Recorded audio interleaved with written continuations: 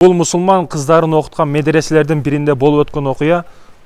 Мұсылман қыздарды сынау мақсатында ұстазы бір күн келеді тағын сұрау жауап қылауыз. Ким ең еркін сұрауыма тақ тура жауап береді, доскаға шықсын дейді. Bir қыз өз қалаусымен доскаға шығады. Ұстазы доскаға өзіңе ең жақын адамдардан 20-сын жаз дейді.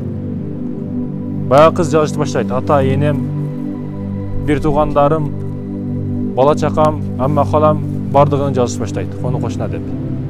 Жазып өткеннен кейін ұшылардың арасынан екеусін өшір дейді ұстазы. Өшіріп салады. Дағы төртөсін өшір дейді, өшіріп салады. Ошенді өшіріп келіп, аяғында төртөс қалады. Атасы, енесі, баласы, әнен күйесі. Бұлардың арасынан дағы екеусін өшіріп сал дейді. Баяғы көз жашын тия албай, ұйылап, ата-енесін өшіреді.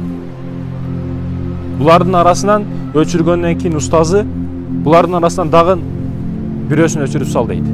Ошен көздегі жашын тия албай, бала чақасын өшіріп салады. Bir еле күйесі қалады.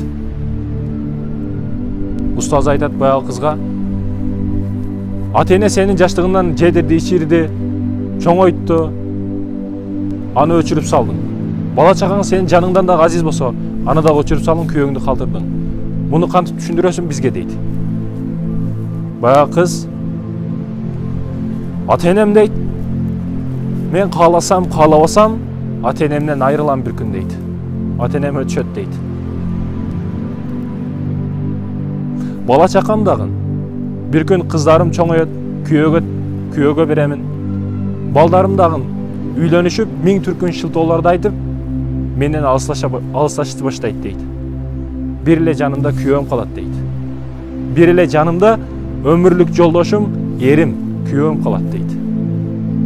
Әлбетте бұл мұсылман қыздың жообы бүгінгі бардық мұсылман аялдар үшін сабақ болуш керек. Арзуаған нәрсеге бүгін жообымды бер, мен кетем, бұл болбойды. Болбаған нәрсе.